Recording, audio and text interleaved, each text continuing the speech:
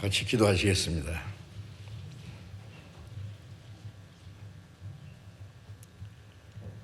자비로우신 우리 아버지 하나님, 하나님을 멀리 떠나 죄 가운데 행하던 우리를 불쌍히 여기시고 주 예수님께서 우리가 받아야 될 저주와 심판을 대신 담당하시고 주님이 죽으시고 흘리신 그 보배로운 피로 우리의 죄를 영원히 씻어주시고 다시는 심판과 저주를 받지 않게 하신 그 크신 은혜에 참으로 감사드립니다.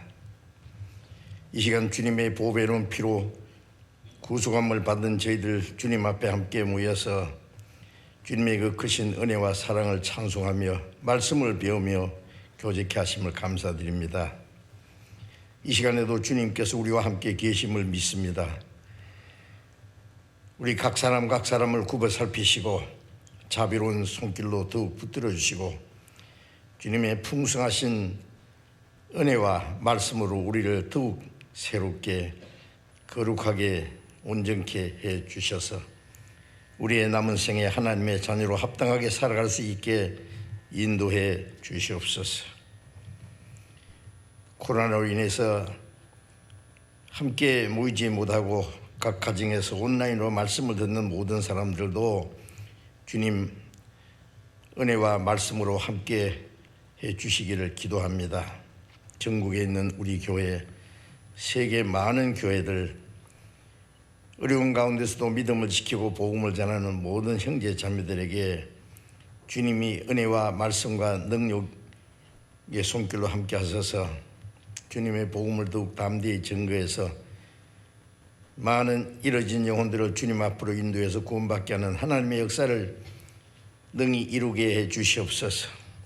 병중 있는 사람, 연약한 중에 있는 사람들 일일이 보살피셔서 강건함을 허락해 주시고 한 사람도 실족함이 없게 붙들어 주옵소서.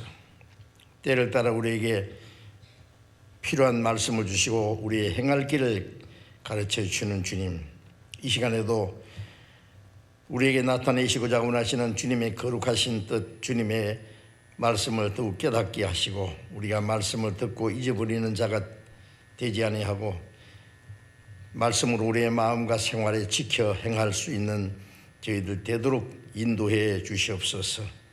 이 시간 모두 주 성령님께 의지하오며 우리 주 예수님 이름으로 기도드렸습니다. 아멘. 시편 교도하겠습니다. 전도서 교도하겠습니다. 전도서 2장입니다.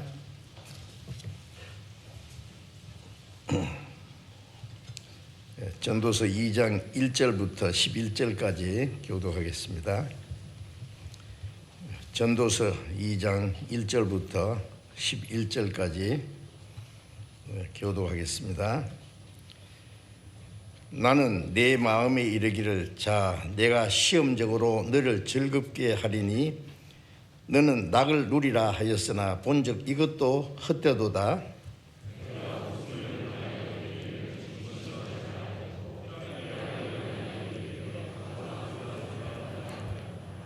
내 마음에 궁구하기를 내가 어떻게 하여야 내 마음의 지혜로 다스림을 받으면서 술로 내 육신을 즐겁게 할까? 또 어떻게 하여야 어리석음을 취하여서 천하 인생에 종신토록 생활하며 어떤 것이 쾌락인지 알까 하여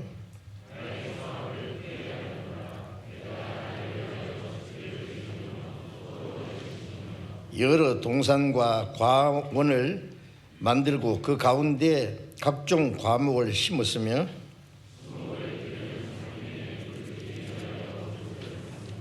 노비는 사기도 하였고 집에서 나게도 하였으며 나보다 먼저 예루살렘에 있는 모든 자보다도 소와 양떼의 소유를 많게 하였으며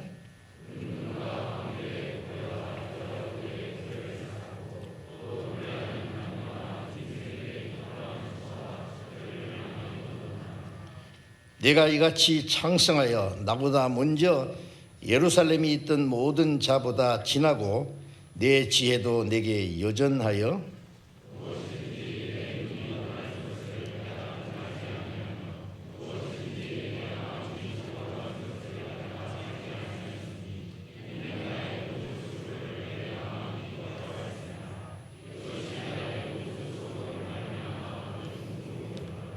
그 후에 본즉 내 손으로 한 모든 일과 수고한 모든 수고가 다 헛되어 바람을 잡으려는 것이며 해 아래서 무익한 것이로다.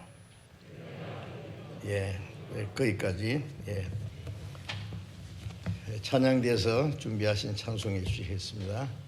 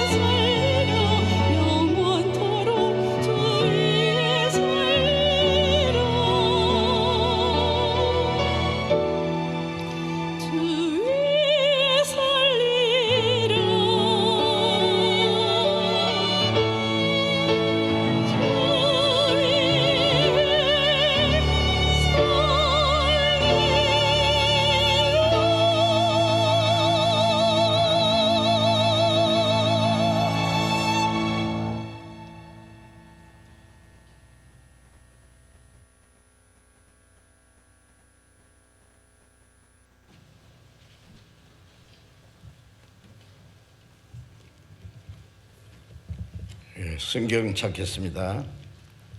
갈라디아서 5장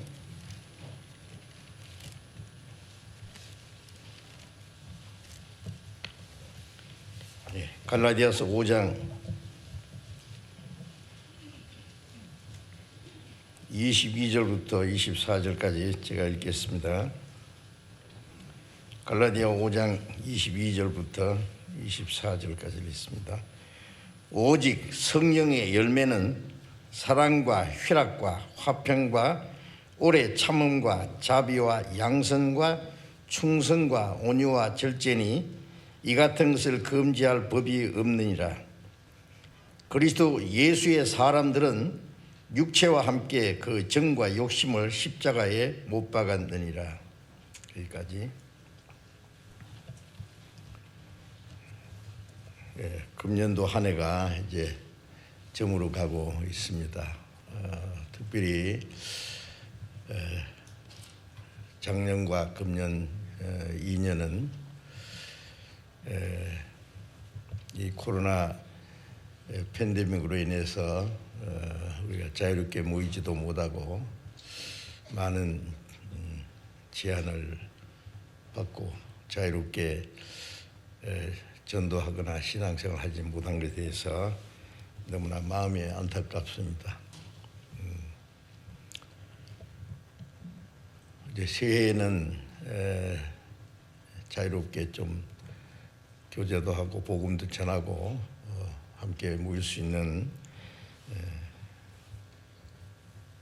그 모든 일들이 이루어졌으면 하는 마음이 간절합니다. 저도 지금 제 망을 쓰고 나왔습니다. 아주 답답하고 이게 망 쓰고 한번 설교해 보실래요? 얼마나 답답한지.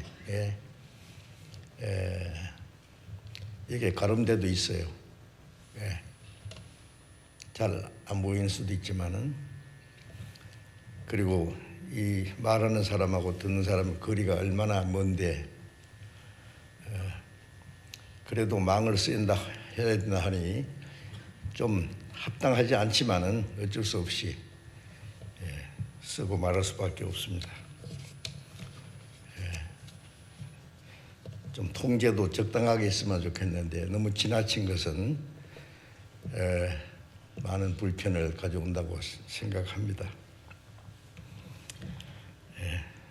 어쨌든 이 재앙이 빨리 끝나서 좀 자유롭게 할 수 있는 생활할 수 있는 그런 환경이 이루어졌으면 하는 간절한 마음입니다. 오늘도 지난 주간에 말씀드리던 걸 연속해서 성령의 충만을 받으라는 제목 밑에서 그리스도인이 구원받은 이후에 풍성한 은혜와 진리로서 우리의 신앙이 성장하고 우리의 마음과 생활이 변화돼 가고 성령에 충만하게 될 때, 성령에 충만하는 것은 성령으로 말미암아 우리의 마음이 변화를 받고 성령을 따라 행하는 생활을 가르칩니다. 거듭나기 전, 구원받기 전에는 보이지 않는 하늘 공중의 권세 잡은 마귀의 권세를 따라 살았고 우리의 타락된 육체 소욕을 따라서 행했습니다.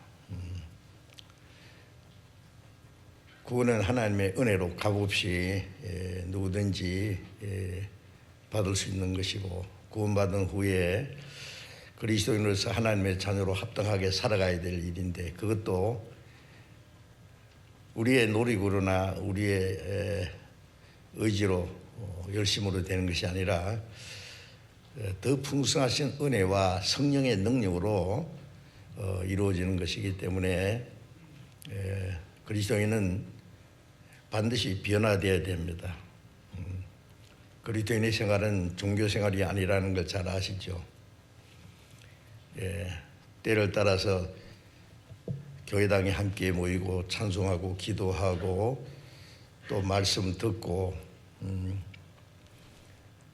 그 다음에 또 그런 일을 반복하는 그런 것이 그리스도인의 생활이 아니라 하나님의 은혜와 말씀과 성령의 능력으로 우리의 마음과 생활이 날로 변화되지 않으면 안 됩니다. 그래서 구원받을 때는 비참한 죄인으로 구원을 받았지만은 하나님 나라에 들어갈 때는 변화된 사람으로, 하나님의 사람으로, 하나님처럼 우리가 완전케 되지는 못하지만은 점점 변화되다가 이제 우리의 몸까지 영광스럽고 거룩한 몸으로 변화돼서 그 나라에 들어갈 겁니다. 군부행위가 7년 동안 땅 속에 거름더미 속에 있다가 이제 매미가 돼서 날아가지 않습니까? 매미가 되는 과정이 있죠. 우리도 점점 변화돼서 하나님 나라에 들어갈 때는 구원받기 전과는 전혀 다른 사람으로 변화되어 있어야 될 겁니다. 그래서 영광 중에 오시는 주님 앞에 부끄럽지 않게 설 수 있도록 되어야 된다고 믿습니다. 그래서 성령 충만하면 성령의 열매를 맺히죠. 9가지 열매라고 말씀드렸는데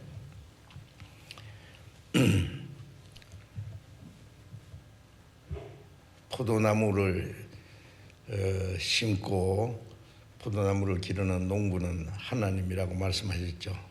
예수님은 포도나무고 우리는 구원받은 사람은 주님께 붙어있는 가지로서 포도 열매를 맺힙니다. 그 열매가 맺히다가 겨우 그냥 맺히다가 마르고 떨어진다든지 그러면은 그 농부가 아주 크게 실망할 겁니다. 포도 열매가 맺힐 뿐 아니라 아주 탐스럽게 무르익어야 됩니다. 그래서 우리도 하나님 앞에 성령의 충만함으로 그 성령에 합당한 열매를 맺어야 되겠어요.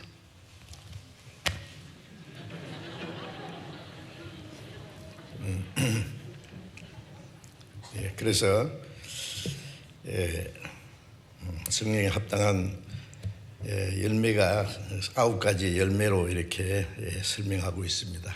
그래서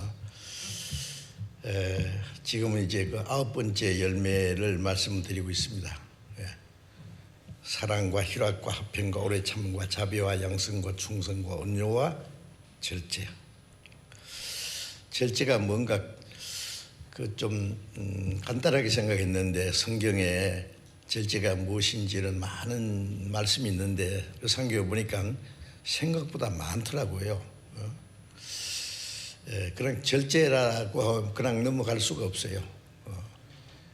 우리의 마음과 생활 속에 그 절제가 무엇인지 알고 절제의 열매가 맺히려면은 그 내용을 먼저 알아야 되고 또 절제의 열매를 그 9가지 모든 열매를 다 맺히도록 우리가 해야 될 일이 있습니다.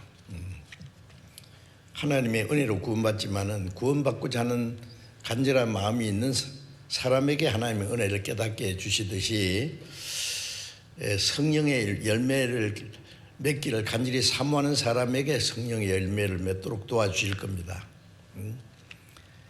그냥 교회당 왔다 갔다 하고 그냥 형식적인 종교생활을 하는 것으로 만족하는 사람은 결코 성령의 열매를 맺을 수가 없을 것입니다. 그래서 성령의 열매를 성령의 충만함을 사모하고 성령의 열매를 맺기를 사모하고 성경에서 말씀하는 하나하나 우리의 마음과 생활 속에 그것을 실행해 나갈 때에 하나님께서 도와주시고 그 성령의 열매를 맺도록 하실 것입니다. 지난번에 그 성령의 열매 그 절제에 대해서 말씀드리면서 고린도전서 9장 24절 이하에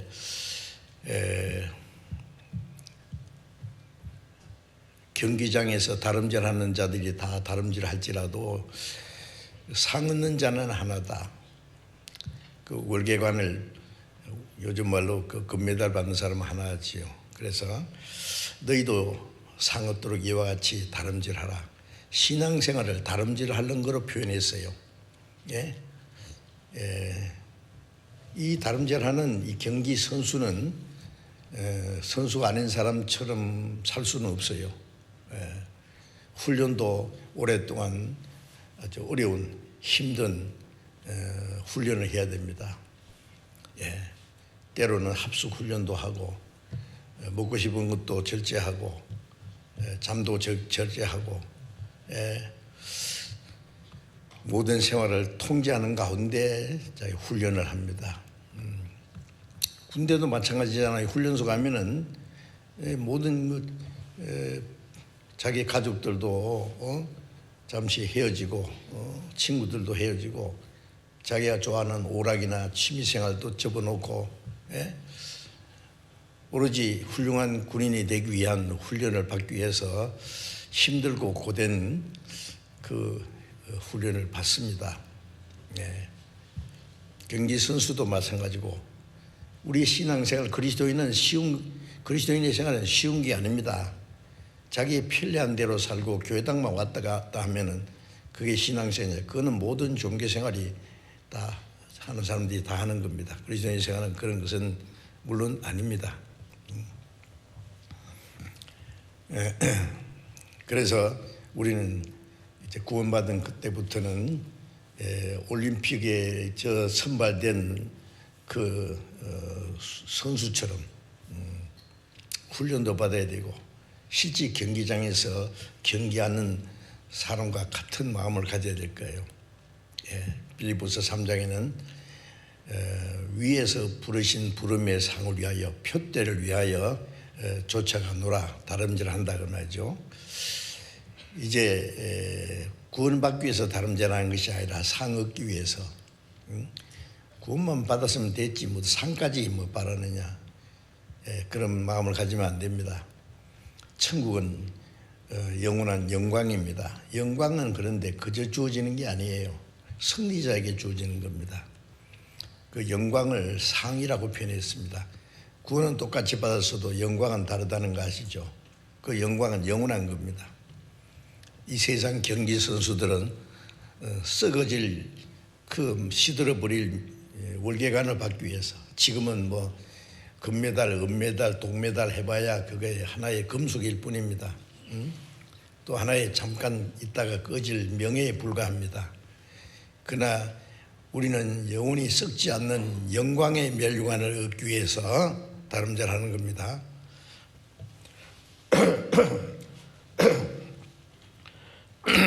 그래서 그 경기장에 임한 사람은 훈련을 받을 뿐 아니라 숨이 차도 다리가 아파도 힘들어도 당장 주저앉고 싶지만은 이를 악물고 마지막 꼬린 지점을 행해서 죽을 힘을 다해서 다름질하는 거 보셨잖아요. 우리가 그렇게 해야 된단 말이에요. 앞서간 성도들, 믿음의 선진들 주님께서도 우리의 다름질을 지켜보신다고 히브리서 12장 1절에 보면 구름같이 둘러가서 허다한 정인들이 우리를 지켜보고 있다 그랬어요. 앞서간 성도들도 그렇게 다름질했고 그들이 우리 다름질하는 것을 응원하면서 힘내라고 그리고 지켜보고 있습니다. 주님께서도 우리의 다름질을 지켜보시고 이제 응원하고 계십니다. 우리가 할 마음만 있으면은 은혜와 성령의 능력으로 우리를 도와주셔서 능히 할 수 있도록 도와주시는 겁니다. 그래서 이기기를 다투는 자마다 모든 일에 절제하나니 라는 말씀대로 이 절제라는 건 통제입니다. 자기 통제. 자기 하고 싶은 거 다 하고 어떻게 신앙생활 합니까? 보고 싶은 거 다 보고 듣고 싶은 거 다 듣고 먹고 싶은 거 다 먹고 마음에 하고 싶은 거 다 하고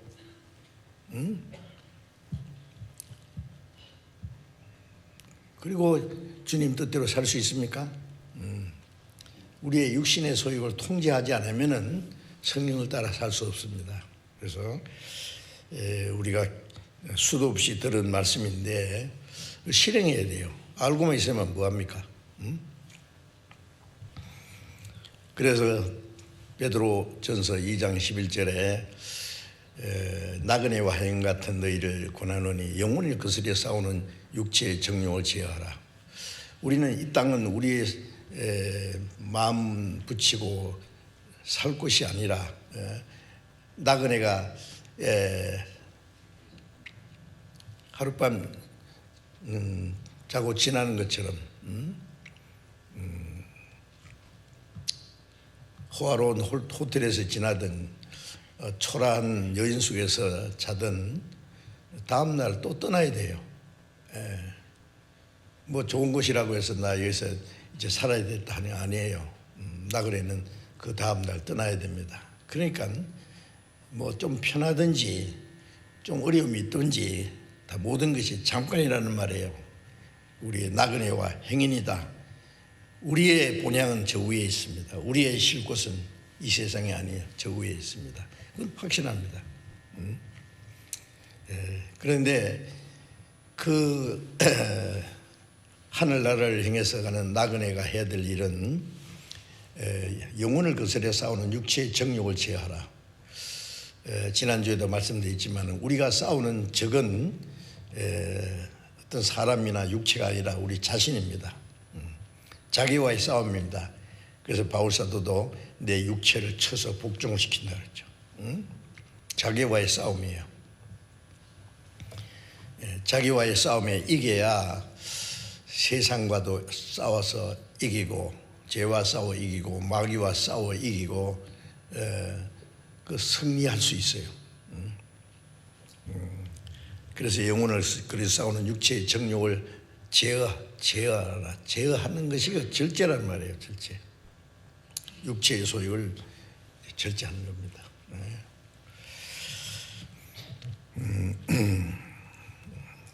그래서 지난번에 여러 가지 절제 생활에 대해서 말씀을 드렸는데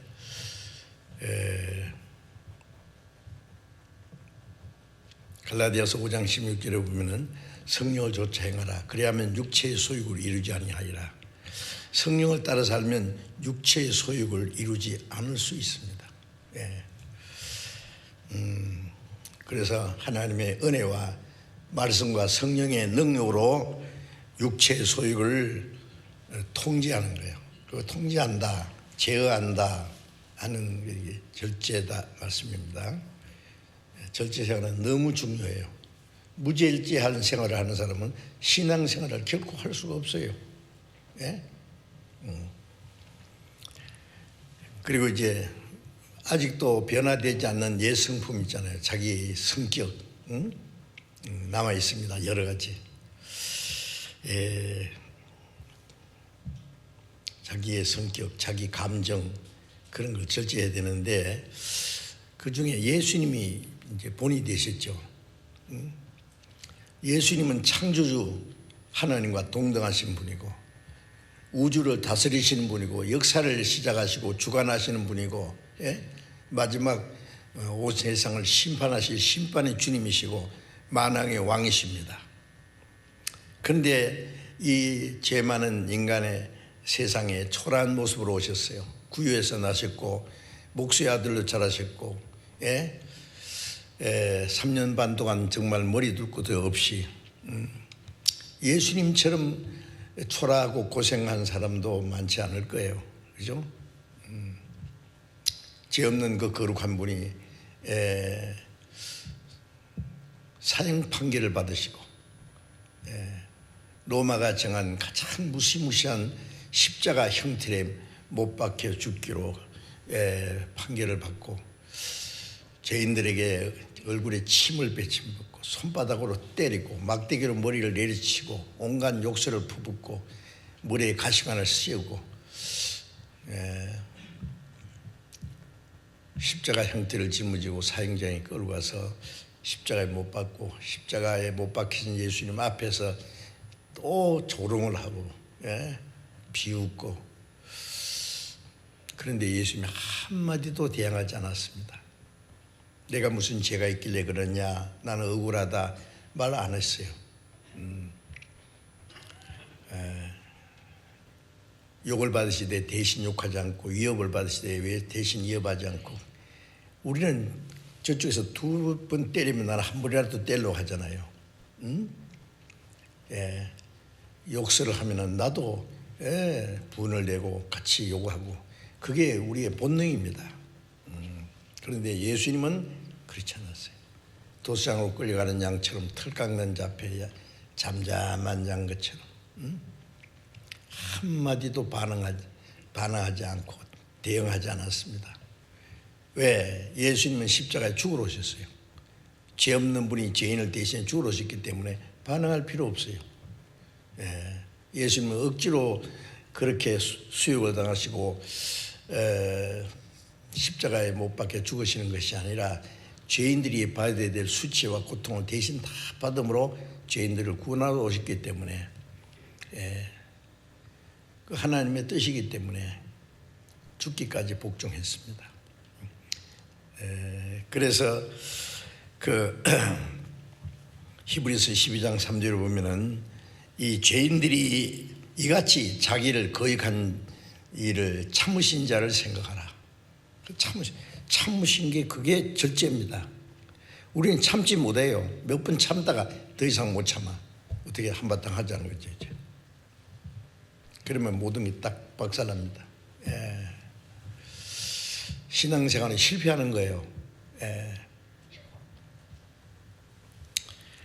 자, 그래서 이제 자기의 그 성격과 감정, 그런 걸 통제할 수 있습니다. 지난번에 분노나 감정을 조절하지 못하는 사람 있잖아요. 누구든지 그게 있어요. 조절기가 좀 잘 안 돼요. 그게.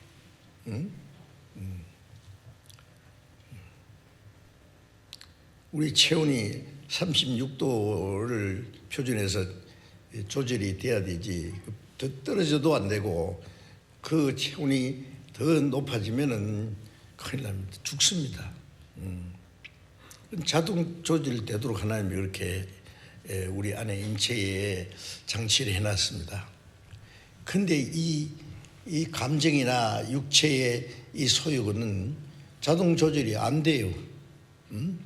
성령에 충만하면 성령이 자동 조절을 하실 텐데, 그렇지 않은 사람은 자동 조절이 안 돼가지고 그게 막 폭발합니다.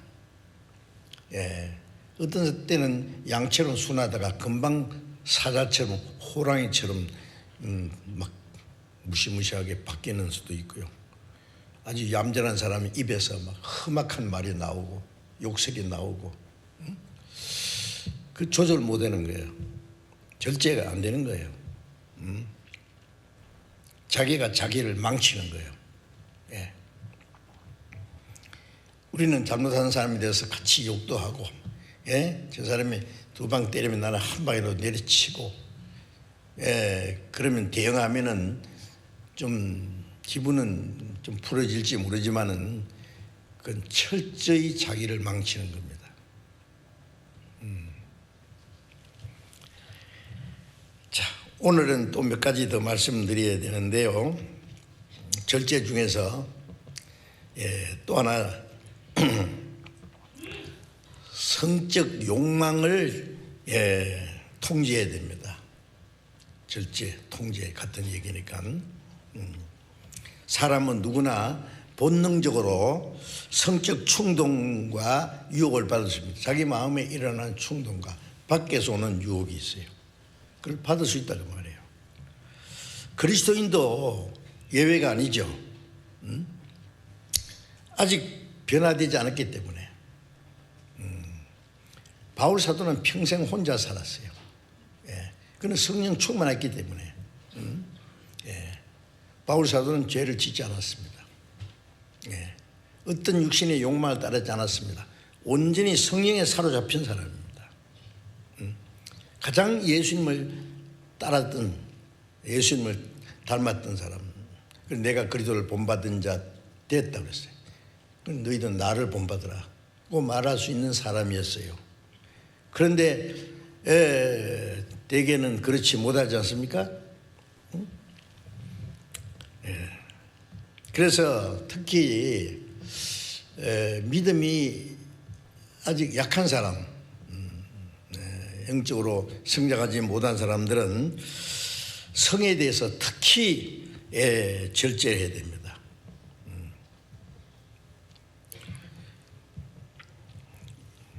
이성의 욕망과 유혹에 넘어지면은 그것은 신앙생활에 아주 치명적인 그런 결과가 생깁니다.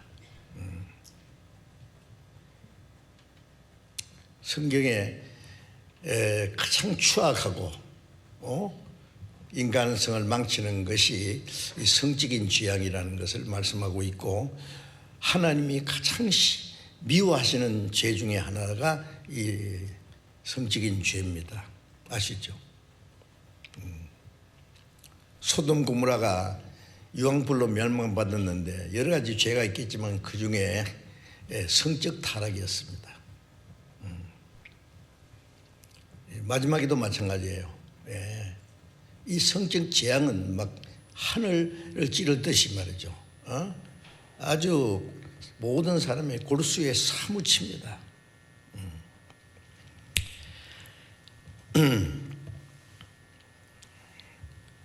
고린도전서 7장 5절 말씀에 보면은 잠깐 찾아봅시다. 이제 성경을 듣는 보다도 찾는 것이 더 좋을 것 같아서 고린도전서 7장 5절에 보겠습니다.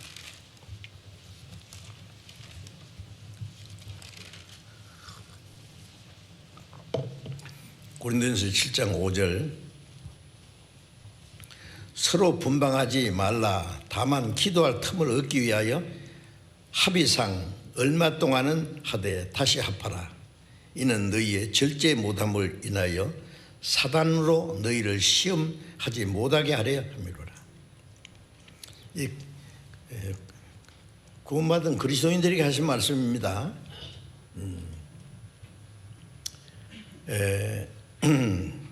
제 결혼한 사람들이 분방하지 마라 그랬어요. 분방하지 마라. 될 수 있으면은요, 같은 방에서 자야지. 이제 따로 딴 방 쓰는 것도 안 좋아요. 어떤 사람은 아이고 코를 너무 골아가지고 딴 방 쓰는 사람도 있대요. 그리고 이제 외국에 보면은요, 아예 습관적으로 남편, 아내가 따로 방을 쓰는 아주 그런 생활을 하는 사람도 있더라고요. 뭐 특별히 볼 때만 같이 지나는지 모르지만 그 좋지 않은 겁니다, 사실은. 그리고 그보다 더 안 좋은 거는요, 그 먼 나라에 가서 따로 살아. 애들 교육 문제니 뭐 돈 벌러 갔는지는 모르지만은요, 그래가지고 몇 년씩이나 헤어져 살아요. 자녀들 교육을 위해서 멀리 외국에 가서 학교 다니는데 엄마는 따라가서 뒷바라지 하느라고, 아빠는 돈 벌어가지고 그 보내주기 바쁘고, 독수리 아빠는 부자는 그냥 비행기 타고 막 사흘이 멀도록 왔다 갔다. 독수리 아빠라 그러더라고, 그거는. 기르기 아빠는 철을 따라서 그냥 가끔. 참새 아빠는 그것도 못해. 참새 집에 자기 방만 들락날락하고.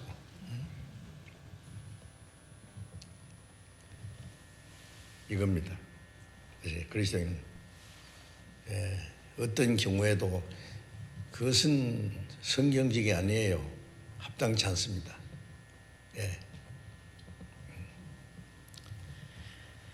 여기 분방하지 마라는 데는 그 의미가 다 있습니다. 분방하지 말라. 다만 기도할 틈을 얻기 위하여 합의상 얼마 동안은 하되, 기도할 틈을 얻기 위해서 어떤 특별한 신앙적인 이유 때문에는 합의상, 그것도 같이 합의해가지고 얼마 동안은 하되 다시 합하라. 너는 너희 절제 못함을 인하여 사탄으로 너희를 시험하지 못하게 절제 못한다. 예. 이 성적인 그 요구가 있는데 그 절제 못하기 때문에 사탄에게 시험을 당한다고 말해요. 남편이 멀리 이제 동부를 몇 년 있으면은요, 아내는 이제 잘못하면 바람나고, 네. 남편도 멀리 가면 현지 처를 하나 또 사귀고, 그런 게 있지 않습니까? 남의 얘기가 아니에요. 예. 누구든지 그렇게 그런 유혹을 받을 수 있어요, 잘못하면. 그래서 바울 사도는 그걸 염려를 해서 너희 절제 못함을 해야 사탄이 너희를 시험치 못하게 합니다. 아직 변화되지 않는 이 육체의 소욕으로 인해서 기회만 있으면 마귀가 그 사람을 시험합니다. 시험을 못하게 하기 위해서는 그렇게 하면 안 된다고 말해요. 자신도 모르게 시험 받을 수가 있다고 말해요.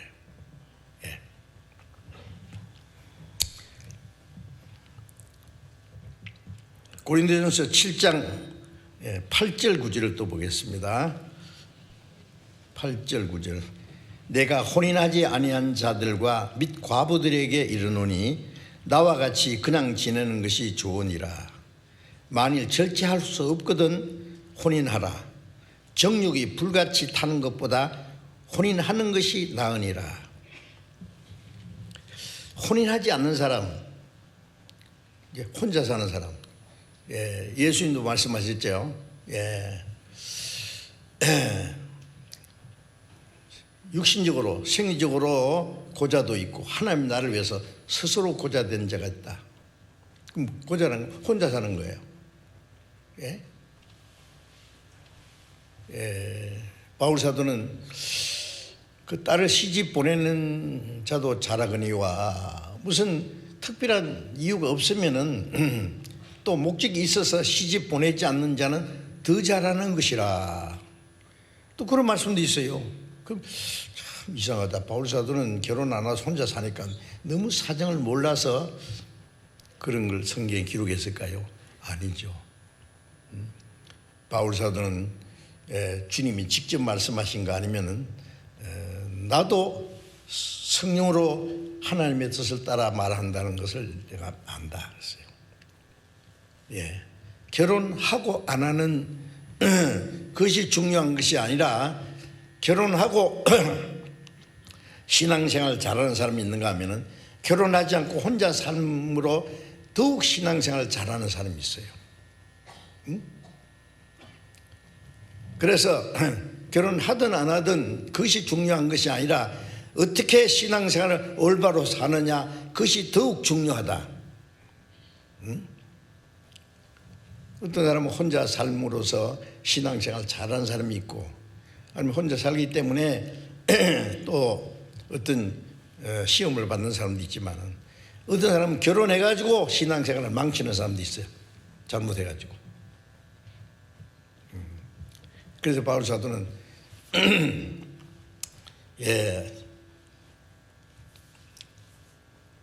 결혼하지 않는 사람과 또 혼자 된 사람, 과부나 남자는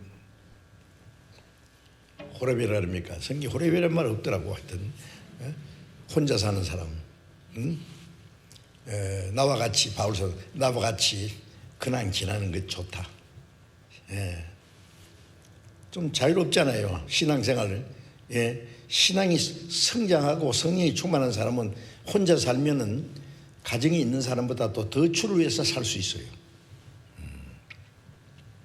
우리 선교사들 보면은요, 자녀들이 많으면 여러 가지 많은 통제를 받더라고요.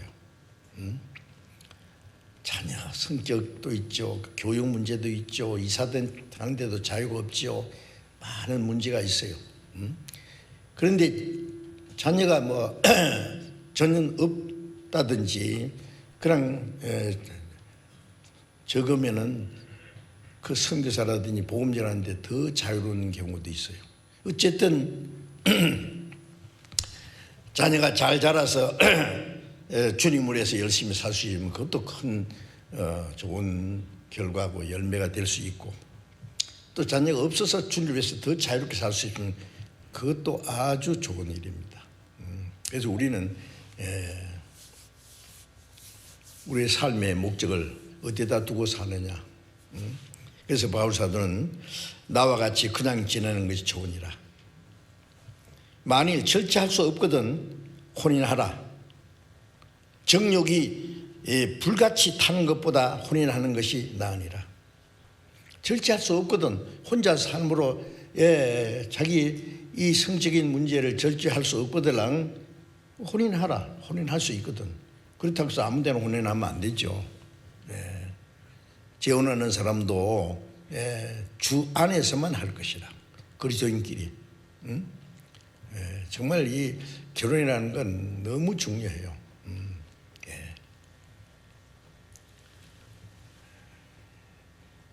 두 사람이 의합지 않고야 어찌 동행하겠으며. 아모스 3장 3절에 있는 말씀대로 두 사람이 같은 믿음과 소망을 가지고 삶의 목적을 가지고 합심하면은 혼자 하는 것보다 더 주님을 위해서 열심히 살 수 있어요. 그러나 그렇지 못하면은 신앙생활에 얼마나 방해가 되는지 몰라요.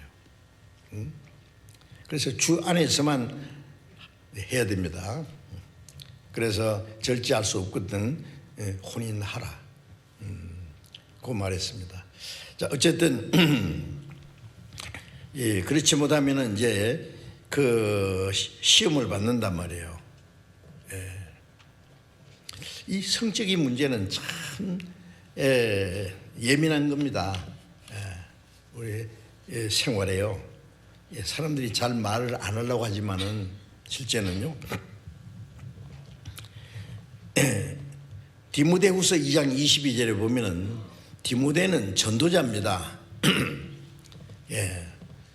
참 바울의 동력자도 되고 믿음의 아들이라고. 그래서 디모데에게 말하기를 네가 청년의 정욕을 피하라 그랬어요. 네가 청년의 정욕을 피하라. 이 디모데는 청년이기 때문에 청년의 정욕이에요. 왕성한 청년의 정욕을 어떻게 하라고요? 피하라고요. 피하라는 말이 뭐예요? 이 성적인 시험에 빠지지 않으면 그 시험 받을 수 있는 기회를 만들지를 말아야 돼요. 젊은 남녀가 외진 곳에서 따로 있다든지, 먼 여행을 같이 한다든지,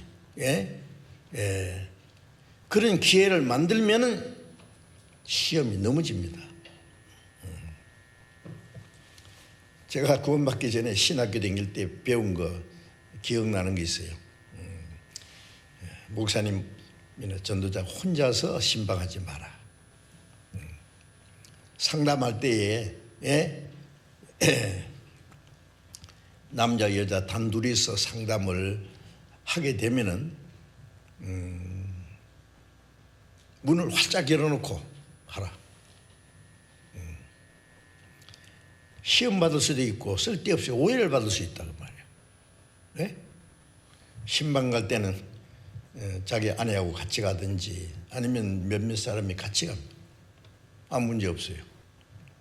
혼자서 가면 안 된다. 그런 걸 인해서 시험 받는 사람들을 봤거든요, 실제로. 자, 그래서 청년의 정욕을 피하라는 말은 그 피해야 되는 문제입니다. 그런 기회를 만들면 안 돼요. 그런 자리를 만들면 안 됩니다. 청년의 정욕에 넘어지면은 전도자의 자격을 아주 완전히 상실해 버렸습니다. 상실해 버릴 수 있어요. 아주 치명적입니다. 우리 지금 얼마든지 볼 수 있잖아요. 막 별도 막 떨어지고, 국회의원도 막, 치욕적인 문제가 생깁니다. 지도자의 그 위신이 땅에 떨어지고,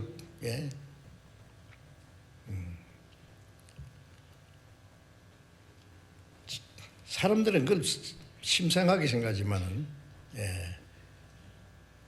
스스로 자기 어떤 위치에 있는 사람은 그걸 용납이 안 돼요. 자격이 없다고 생각하는 거예요. 잘 아시죠? 그런데 하물며 전도인이 그런 죄에 빠지면은 그건 전도자의 자격을 상실할 수밖에 없어요. 그래서 바울 사도가 그 자기의 믿음의 아들 같은 동력자 전도자의 디모데에게 그렇게 특별히 당부를 했습니다. 그 창세기 39장 7절부터 10절에 보면은 다 아시는 말씀이니까 요셉이 형들에게 미움받아서 종으로 애굽에 팔려가서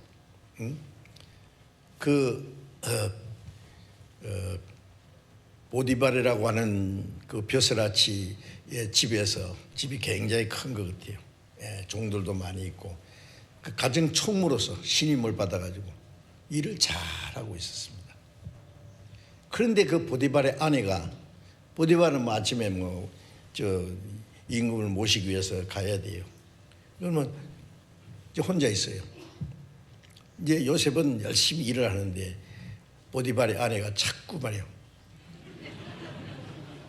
보여요? 눈짓을 하네요. 요셉은 뭐 볼 시간도 있어요, 그거. 자꾸 유혹을 해요. 그래서 요셉은 그 자리를 피했는데 하루는 결정적으로 이 보디발의 아내가 요셉을 유혹하는 거예요. 붙잡고 잠깐만 동침하자 그거예요. 요셉이 말했습니다. 내가 이 집의 모든 것을 다 내 주인이 내게 맡겼습니다. 그러나 당신은 아니에요. 당신은 자기 아내이기 때문에 당신은 나한테 자유를 안 줬습니다. 그리고 하나님 앞에 그런 죄를 지을 수 없습니다. 아이, 잠깐이면 되는데. 옷을 자꾸 늘어지니까요. 그 당시 겉옷이라는 거는 지금 있는 옷하고 달라요. 그냥 겉옷을 간단하게 걸치고 다니는 게. 그걸 붙잡고 있으니까 어떻게 해요? 그냥 벗어버리고 도망가 버렸어요, 요셉이. 잘 아시죠? 그래서 보디발의 아내는 요셉을 죽여버리라고 그랬는데 보디발이 봤을 때 아무래도 이상해. 요셉은 그럴 사람이 아닌데 억울한 눈물을 쓰고 감옥에 들어갔어요. 하나님은 요셉을 단련시키기 위해서 억울한 일을 당하기도 하고 유혹을 하는 데서 이길 수 있는 힘도 주셨고 결국 억울하게 감옥살이 됐지만은 하나님 요셉을 꺼내서 애굽의 치리자를 삼았잖아요. 임금 다음으로 높은 자리에. 잘 아시죠? 요셉이 만일에 그 보디발의 아내가 아마 벼슬아치들은 이쁜 여자들 골라서 이제 자기 아내 삼으니까 아마 이뻤을 거예요. 충분히 유혹을 받을 수도 있을 겁니다.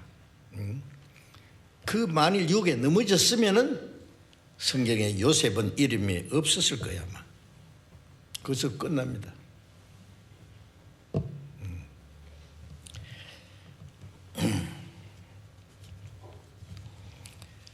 그리고 이제 이스라엘의 왕 다윗 문제 아시잖아요. 자기 신하들은 지금 전쟁터에서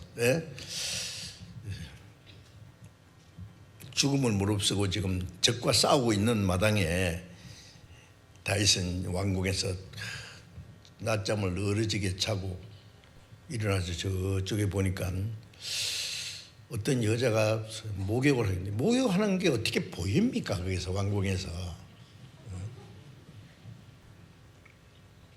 이 보디발의 아내 그 충성된 신하입니다. 그래서 다윗이 딱 보니까 굉장히 좋아 보인 거예요. 저 여자가 누군지 알아봐라. 그러니까 보디발 장군의 아내입니다. 그래 잠깐 차나 한잔 하자고 불러라. 예, 차만 마셨습니까? 예, 범했습니다.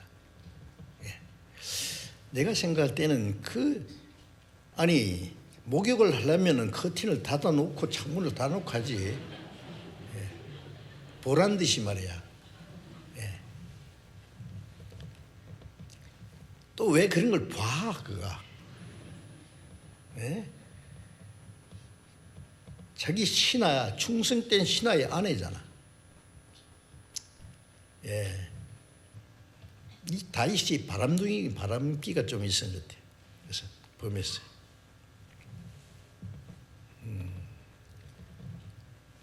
며칠 후에 연락 오기를, 왕이요, 알라가 생겼습니다. 큰일 났네. 죄를 가리기 위해서 보디발을 특별 휴가를 줘서 집에 가라고 했는데 안 가는 거예요. 예. 같은 장군들이 지금 적진에서 목숨을 걸고 싸우는데 내가 어떻게 내 집에 가서 내 아내와 함께 자리일까?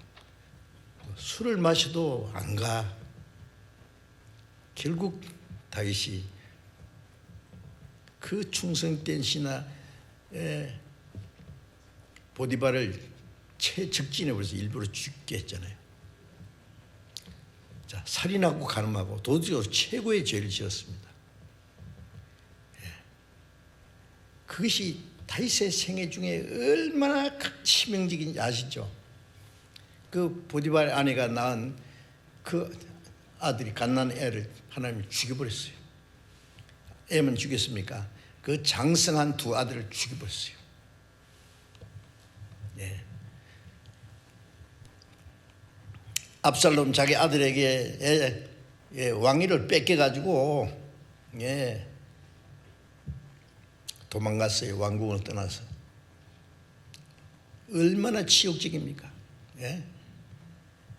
남겨놓고 간 후궁들을 저 옥상에다가 갖다 놓고 거기다 텐트를 치고 많은 백성들이 보는 데서 그 아들 압살롬이 그 왕의 후궁들을 범하는 거죠. 공공연하게. 예, 그런 치욕이 어디 있느냐고요. 예, 잠깐 죄를 범했지만은요, 그 징계는 아주 무서웠습니다. 얼마나 많은 고통을 받았는지 몰라요. 예. 지금도 그런 죄를 범해가지고 고통받는 사람들이요, 뭐 안 믿는 사람들은 뭐 부지기수 뭐 얼마든지 이렇게 봐요. 저럴 수가 있어. 저런 창피가 있어. 우리 그리스도인들도 있습니다. 아시겠습니까? 그건 하나님의 무서운 징계를 따르고요, 아주 인격적으로 아주 치명적인 문제가 생깁니다. 그래서 데살로니가전서 3장 5절에 보면은 혹 너희를 시험하는 자가 너희를 시험하여 우리의 수고한 것을 헛되게 할까 하노라.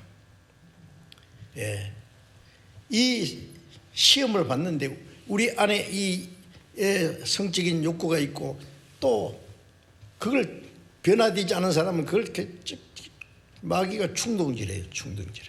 그리고 그런 기회를 만들어요. 또 우리가 얼마나 그런 걸 많이 보고 듣고 하지 않습니까? 응?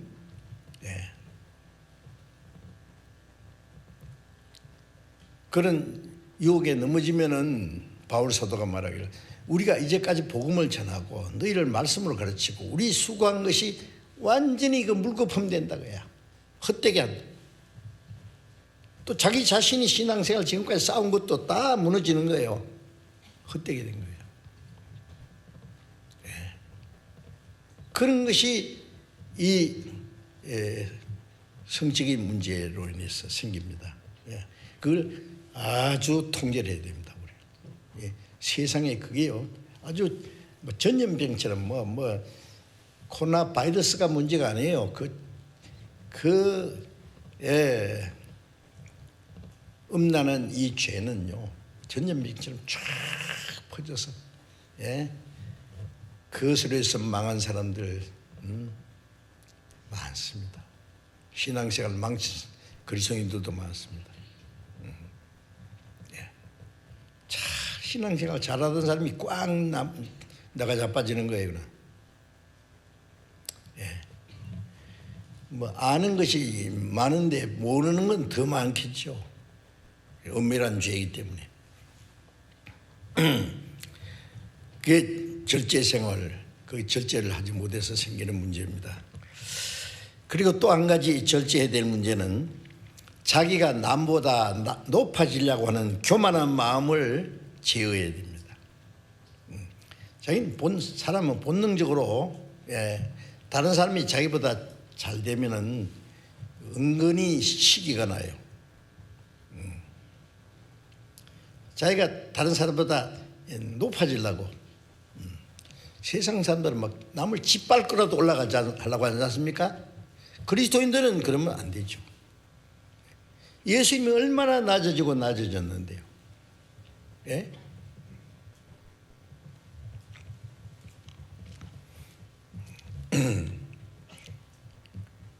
이사야 14장 12절 보면 네 아침의 아들 계명성, 영어로는 루시퍼 그랬어요. 어찌 하늘에서 떨어졌느냐. 천사장 중에 가장 아름다운 천사였어요, 루시퍼는. 그리고 많은 천사들, 그 천사 숫자가 엄청 많은데 3분의 1을 루시퍼에게 소속해놨는데 그 많은 천사들 대동하고 하나님처럼 되려고 네가 북극 지폐의 산 위에 자정하리라. 지극히 높은 구름 위에 올라 지극히 높은 자 비길이라.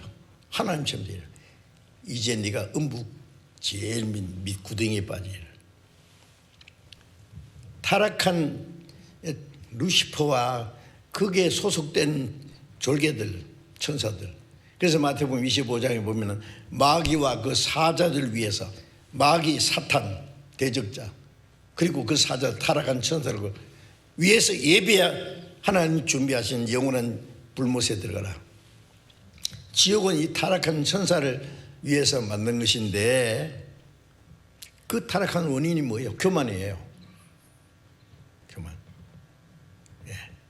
그래서 마귀가 사람을 타락시키려면 교만한 마음을 싹 집어넣어요.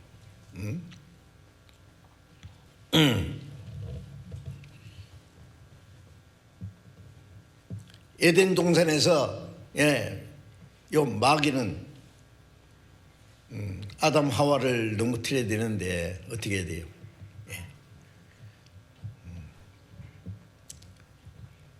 여자를 남자 옆에다 탁 올리니까 너희들은 먹지 마라 하시더냐? 언제 하와에게 먹지 말라고 했습니까? 하나님이 아니에요. 하나님이 아담에게 먹지 말라고 선악과를 먹지 말라고 할 때는 여자는 생기기도 전이에요. 만들기 전이었어요. 그러면 이 하와는 자기 남편에게 들었죠. 하나님이 이렇게 말씀했다. 나에게 하나님 말씀하신 일이 없다. 아담에게 뭘 말하게 되는데 너희들은 먹지 말라 하시더니 그러니까 같이 올려놨잖아요. 너희들은. 그러니까 딱 나왔어요. 마귀. 하와가 우리가 먹을 수 있으나 하나님 말씀에 너희는 먹지 마. 언제 너희는 먹지 마. 너는 먹지 마라 그랬죠. 이제 너희가 먹지 마라 그랬어요. 자기가 딱 남편하고 딱 높아졌어요. 마귀 죽지 않아. 죽지 않을 뿐이나 그 먹으면 하나님처럼 된다니까. 하나님처럼 될까봐 시기해서 하나님들이 시기해서 먹지 말라고 하는 거야. 먹어봐. 맛있고 지혜가 생기고 눈이 밝아지고 하나님처럼 된다니까.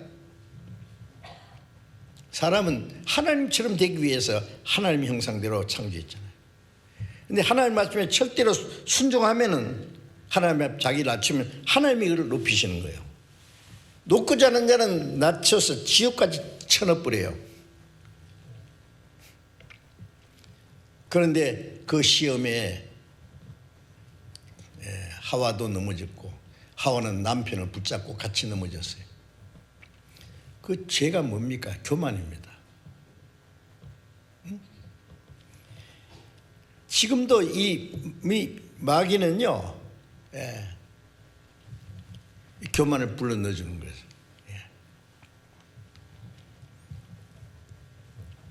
교만한 자들은 교만은 하나님 말씀에 순종하지 않습니다. 교만을 불어넣으니까 하나님 말씀이 거짓말 보이고 마귀 말이 참말처럼 들리는데요. 예? 넘어졌잖아요. 디모데전서 3장 6절에 보면은 교회 직분을 줄 때에 디모데에게 교회 직분을 맡깁니다. 이제 감독도 세우고 집사도 세우는데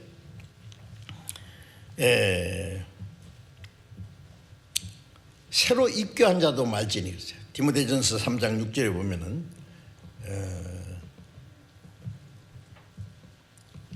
집사를 세운다든지 교회 직분을 줄 때에 새로 입교한 자도 말하면 구원받은 지 얼마 안 된 사람 있잖아. 요즘 말로 새신자. 응? 여기에 직분을 맡기지 마라. 응? 좀 금방 열심히 한다고 뭐 마음 착하다고 해서 직분을 덜렁 맡기면 안 됩니다. 어느 정도 말씀을 배우고 교회 안에서의 신앙생활이 뭔지 키기 위해서는 시간이 좀 필요해요. 그런데 그냥 성급하게 직분을 맡기면은 무슨 일이 생기느냐? 마귀를 정지한 교만해져서 마귀를 정지하는 그 정지에 빠질까 합니다. 응? 사람은요 조그마한 권세라도 주어지면은 권세라고 할 것도 없지만 조그만 무슨 권세라도 주어지는가 싶으면은 그 사람의 잘못된 인격이 드러나게 됩니다. 군대에 가면요 처음에 뭐 2등병, 1등병은 뭐 무조건 명령 복종. 계급이 하사 정도 되면은요 밑에 쫄병들을 큰 소리 치고 막 구두발로 내리차고 막 옛날에는 그랬어요. 막 기합 주고 하사가 얼마나 무서운지 몰라. 계급장 하나 달아놓으면은요 어썩해가지고 이제 조그마한 뭘 하나 주면은 자기가 스스로 높아진 것처럼 되는 거예요. 교만해져서 마귀를 정죄하는 그 정죄에 빠질까 주의합니다.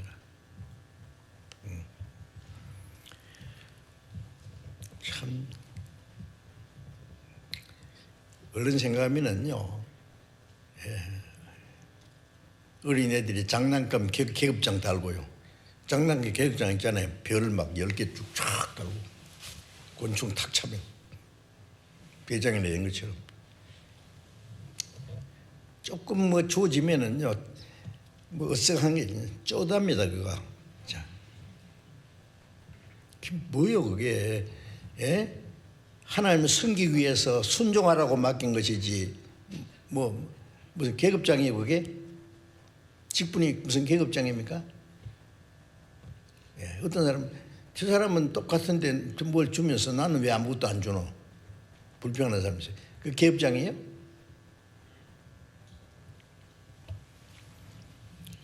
잠언 11장 2절에 보면은 교만이 오면 욕도 오거니와 겸손한 자에게는 지혜가 있느니라. 교만이 오면 욕도 온다.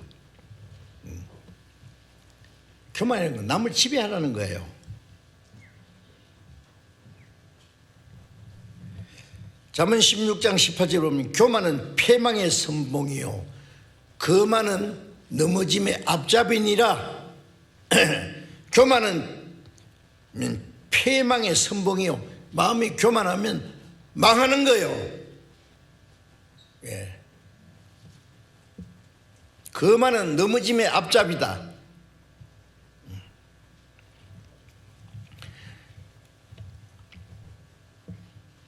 잠언 18장 12절에 사람의 마음의 교만은 멸망의 선봉이요 겸손은 존귀의 앞잡이니라. 사람이 겸손하면은 존경을 받습니다. 예수님이 얼마나 겸손했어요. 얼마나 죽기까지 복종했어요. 자기를 낮추시고 죽기까지 복종. 하나님이 그를 높여 지극히 존귀하게 만왕의 왕으로 재판장으로 세웠어요. 야고보서 4장 6절에 보면은 하나님이 너희에게 더 큰 은혜를 주시나니 하나님은 교만한 자를 물리치시고 겸손한 자의 은혜를 주신다 하였느니라. 우리가 구원받은 그 은혜를 받았죠. 그것으로 다 끝난 게 아니라 요한복음 1장 10절에 보면 거의 충만한 데서 보니 은혜 외에 은혜라. 은혜는 계속 받아요. 은혜를. 더 큰 은혜를 주시나니. 우리는 계속해서 은혜를 받아야 될 사람인데 누구한테 은혜를 주시냐? 하나님이 교만한 자를 물리치시고 겸손한 자에게 은혜를 주시느니라. 우리가 지난 금요일에 전도인들이 모처럼 이제 수양관에 다 모여서 하루 동안에 전도인 수련회를 했습니다. 이번에 제가 가장 강하게 좀 얘기를 한 것이 교만하면 죽는다. 평소 때는요 그냥 다소곳하는 사람이 전도인 되고 나면은 어쓰게요.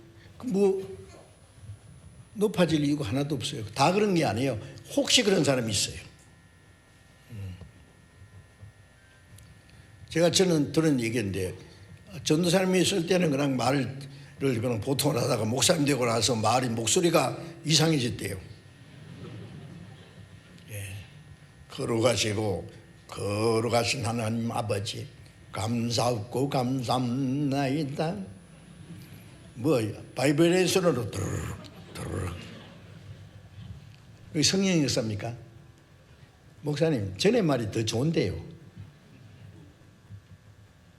생긴 대로 하면 되지. 예입니다. 아시에요? 꼭 그렇다는 게 아니에요.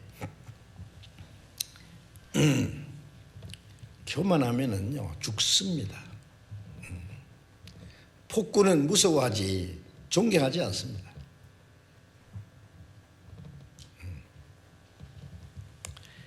교만한 자를 하나님이 물리치세요. 제일 하나님 미워하는 게 교만이거든요. 교만한 자를 물리치시고 겸손한 자에게 더 큰 은혜를 주시나니. 그래서 제가 교회에서 말하죠. 교회에서 일 많이 하는 사람 말 적게 해야 됩니다. 일도 많이 하고 말도 많이 하고. 내가 이렇게 했는데 너희들은 왜 안 해? 그러고. 하든 말든 자기 할 일만 하고 됐지. 남 안 한다고 큰 소리 칠 뭐 권리가 있어요? 희생을 많이 할수록 철저히 낮아져야 됩니다.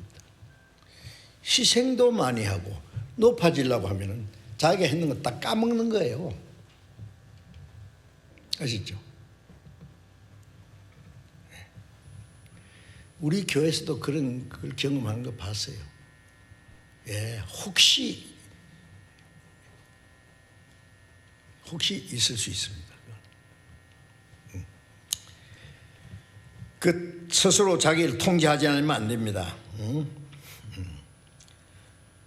높아지고자 하는 마음은 통제하지 못하면은 스스로 높은 채 하면은 하나님의 미워하심을 받고 패망한다래요. 패망.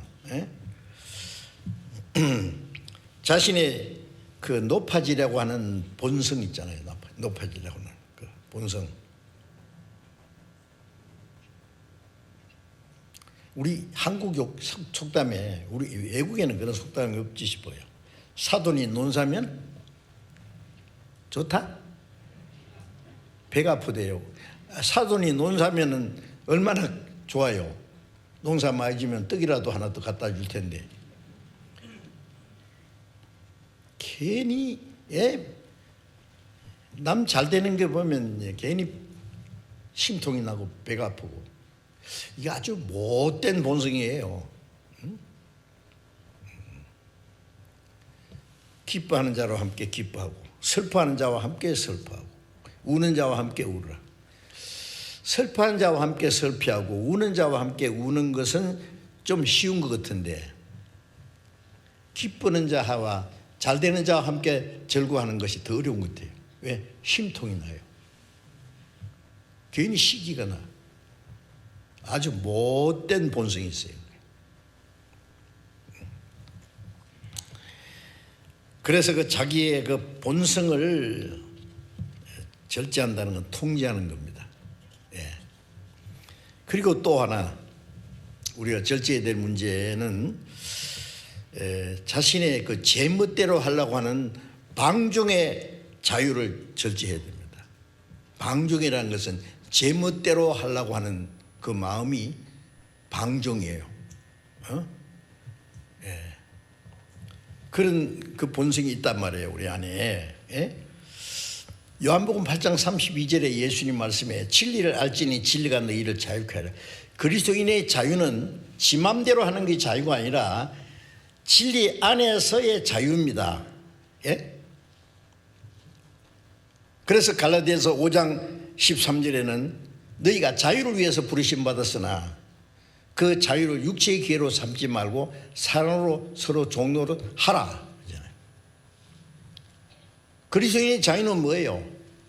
죄에서 자유, 사망에서 자유, 사탄의 세력에서 자유, 율법에서 자유입니다.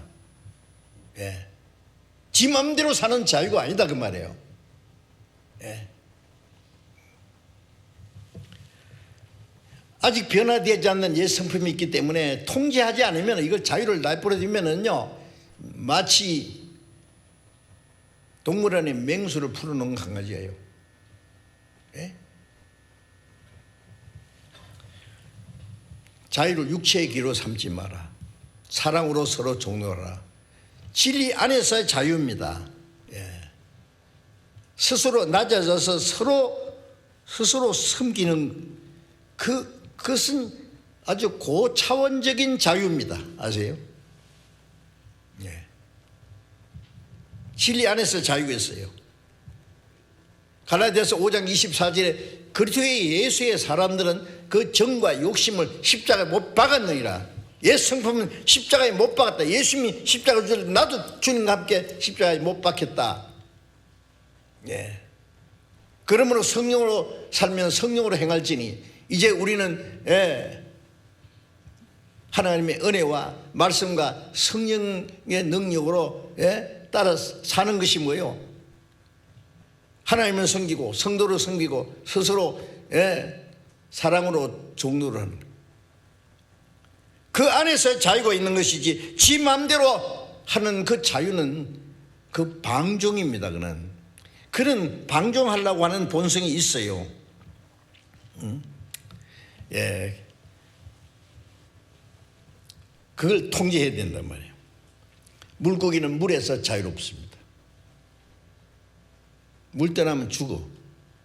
자동차는 차로 위에서 자유가 있습니다. 차로를 벗어나면 파손해요. 예. 열차는 레일 위에서만 자유가 있어요. 그리스도인은 진리 안에서의 자유가 있습니다. 그리스도인은 하나님의 말씀에 순종하는 거기에 참 자유가 있는 것이지 말씀에 이탈하면 지 마음대로 살라고 하는 것은 그거는 방종입니다. 그건 죄입니다. 그거는. 요한복음 8장 34절에 죄를 범하는 자는 죄의 종이라. 어떤 사람이 이제 율법의 자유를 얻었고 사망에서 자유를 얻었고 이제 뭐 자유 얻었으니까 내 마음대로 살아만 안 되냐? 그게 자유입니까? 그건 마귀가 주는 자유죠. 그거는 방종의 자유. 예. 그 통제를 해야 된단 말이에요.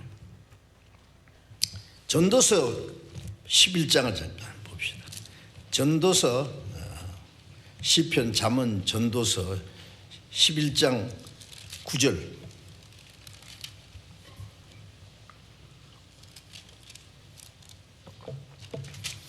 전도서 11장 9절. 청년이여 내 어린 때를 즐거워하며 내 청년의 날을 마음에 기뻐하여 마음에 원하는 길과 네 눈이 보는 대로 조차 행하라. 그러나 하나님이 이 모든 일로 인하여 너를 심판하실 줄 알라. 자, 청년이여 그러세요. 청년이 막 발랄하고 막 뭐 욕망도 있고, 기백도 있고. 그런데 연세가 많은 분도 마음은 청년이잖아요. 마음은 뭐든지 막 하고 싶고 막 할 수 있는 거 같고 말이에요. 예? 자, 청년이여, 네 어린 때를 즐거워하며 네 청년의 날을 마음에 기뻐하여 네 마음에 원하는 길과 네 눈이 보는 대로 쫓아 행하라. 모로 뛰든 가로 뛰든 네 마음대로 할 테면 해봐. 왜요? 이게 방종의 자유라는 거예요. 예. 마음이 원하는 대로, 네 마음이 기뻐하는 대로 하면 어떻게 해서요? 죄밖에 더 짓겠어요?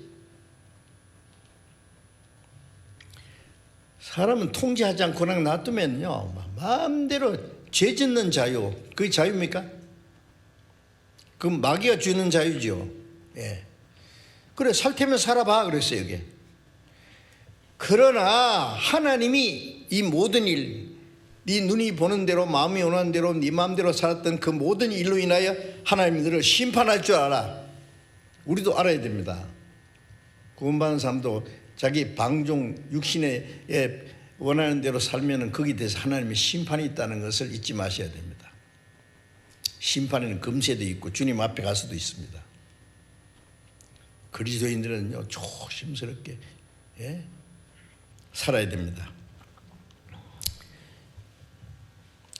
고린도전서 8장 9절에 너희 자유함이 약한 자들에게 그치는 것이 되지 않도록 조심하라.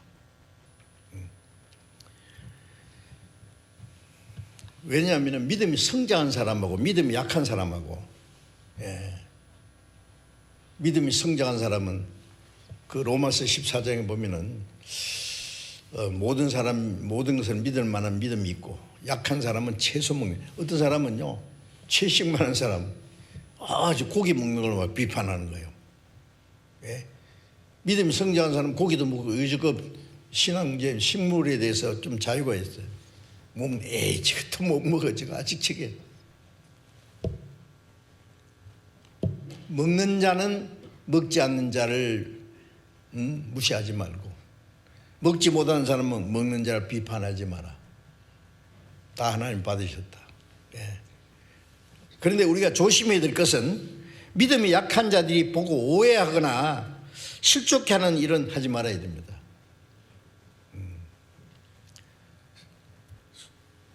그리스도인이 술 자석에서요,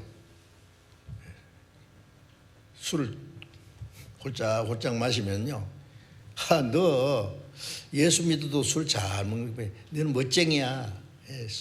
술 안 마시는 거 그건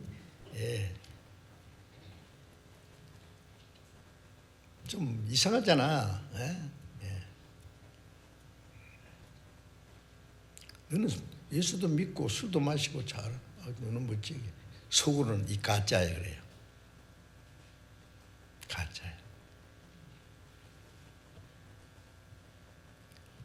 왜 술 안 마셔? 요새 약 먹어. 무슨 약 먹는데? 신약도 먹고 구약도 먹고. 그래서 술 안 마셔. 야, 이거 웃기는 소리 하네. 속으로는, 야, 너 진짜네, 너는. 통제할 줄 아네. 그거 알고 싶어요. 이유를 알고 싶어요.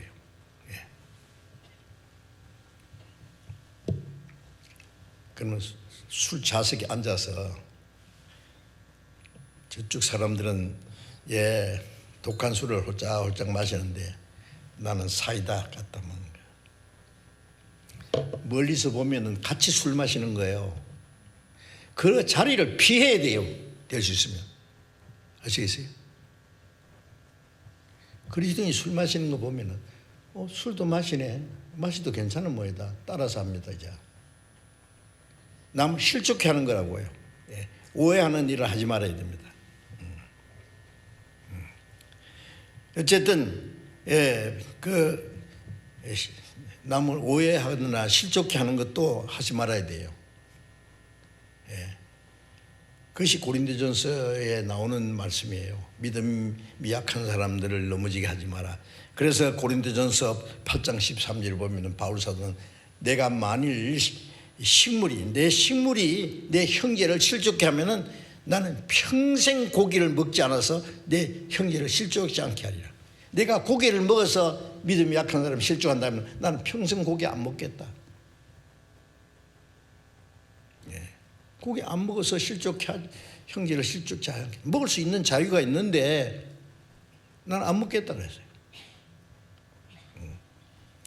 하여튼 이 자유가 남에게 걸림이 돼서는 안 됩니다. 그래서 고린도전서 10장 32절에 보면 유대인에게나 헬라인에게나 하나님의 교회나 거치는 자가 되지 마라. 유대인들은 율법주의자입니다. 그래서 바울 사도는 유대인들이 그리키지 않기 위해서 율법 지키는 자처럼 했어요. 헬라인은 이방인의 대표입니다. 이방인에게는 이방인 것처럼, 이방인처럼 죄진다는 말이 아닙니다. 그 사람에게 복음을 전하기 위해서. 하나님의 교회는 그리스도인들 거치는 자가 된다는 것은 끓이끼는 사람이 돼서는 안 됩니다.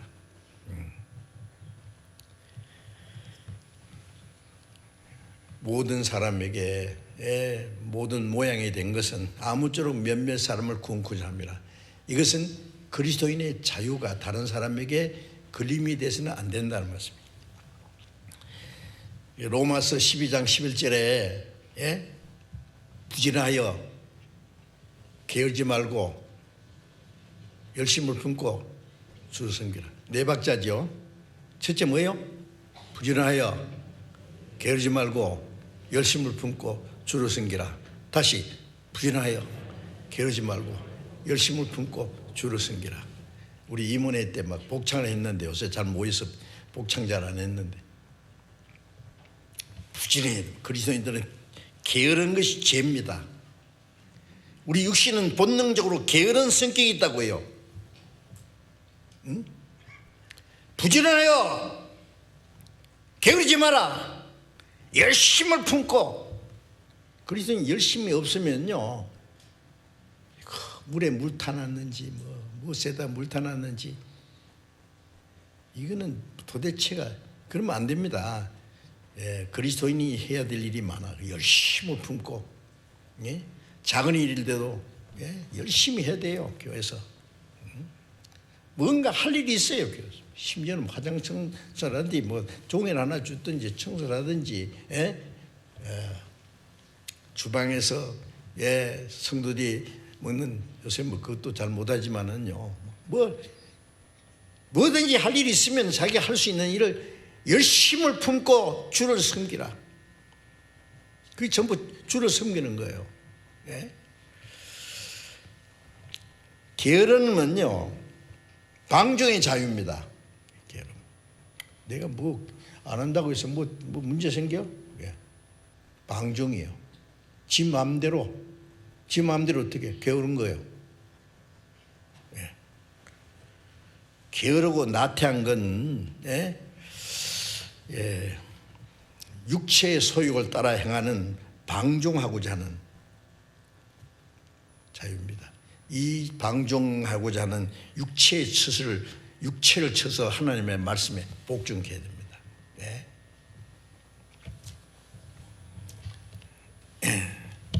우리가 게으르고 나태해서 마땅히 해야 될 일, 하나님의 일을 등한히 하면은 하나님이 우리를 통해서 하시고자 하시는 일이 안 돼요. 제한하는 거예요. 하나님은 우리를 통해서 하시고자 하시는 일이 너무 많아요. 우리가 무관심하고 게으르고 방종함으로 하나님이 하시고자 하시는 일을 우리가 가로막고 우리가 하나님의 일을 통제하는 거예요. 자기가 자기 일을 통제하지 않으면 하나님의 일에 통제를 받고 있다는 것이에요. 그러면 안 되죠. 하나님이 하시는 일을 우리가 제한하지 말아야 됩니다. 육체의 그 본능은 방종입니다. 게으름입니다. 지 맘대로 하려고 해요. 잠언 6장 6절 7절에 보면은 게으른 자여 계매에게 가서 하는 일을 보고 지혜를 얻으라. 계매는 여름 동안에 양식을 모으나니 여름 동안에 예배에 추수 때에 양식을 모은다. 개미는 간역자도 없고, 주권자도 없고, 또 뭐야 없어요 그런 거야. 간역자도 없고 주권자도 없고, 두령도 없어요. 두목도 없고, 일 시키는 사람도 없고, 주권자도 없고, 스스로 해요. 개미를 가만 보면 대단합니다. 개미 농사 짓는 거 보셨어요? 저는 동물왕국에 자주 봅니다. 개미가요, 그 날카로운 일로 이빨로 착착착착착 그 나무 잎사귀를 깔아가지고 저보다도 뭐 몇 배 큰 나무 잎사귀를 탁 물고 쫙 줄져서 개미굴 속에 들어가요. 그럼 그거 잎사귀 먹으려고 하는 게 아닙니다. 개미 잎사귀 먹는 거 아닙니다. 뭐 하냐? 그걸 가지고 이제 발효시켜 가지고요, 버섯을 재배해요. 버섯 재배해서 살아요. 먹고 살아요. 개미가 그 이제 아프리카 같은 데 보면요, 흰 개미들이 집 지는 거 봐주죠. 우리 키 막 몇백 높은 그 많은 개미가 그런 집을 지어요. 그게 막 통풍도 잘 되고 뭐 모든 게 막 얼마나 기술적으로 짓는지 몰라요. 그거 뭐 100몇 층짜리 사람이 그 고층 빌딩 짓는 것보다도 훨씬 멋있는 건물입니다. 조그마한 개미가 말이에요. 자세히 보면 대단해요. 막, 개미가 막 사자도 죽여버립니다. 아세요? 새카맣게 달아서 막 덤비면요, 맹수도 죽더라니까요. 합심, 협력이 얼마나 부지런한지 말도 못해요. 두령도 없고 간역자도 없고, 주권자도 없어요. 그런데 스스로 추수 때 열매를 겨울 양식을 준비해요. 우리는 금세에 살면서 내세를 준비해요. 잠깐 지나갈 금세의 동안에 영원한 내세를 위해서 준비하는 거예요. 그 좀 배우라고 해요. 개미한테 가서. 게으른 자예요. 잠언 21장 25절 보면 게으른 자의 정욕이 그를 죽이나니, 게으른 자의 정욕이 그를 죽이나니 손으로 일하기를 싫어하느니라. 싫어해. 데살로니가전서 4장 11절에 보면은 너희에게 명하같이 종용하여 자기 일을 하고 너희 손으로 일하기 힘쓰라. 종용하여 자기 일을 하고, 자기 일을 하고 손으로 일하기를 힘쓰라. 데살로니가전서 데살로니가후서 3장 10절 11절에 보면 누구든지 일하기 싫어하거든 먹게 하지도 마라. 먹게 하지도 마라. 일하기 싫어하거든 먹을 거 주지 마라. 게을러서 먹을 거 없으면 내버려 둬요. 굶어 죽도록. 손이 편하면 입도 편해야지.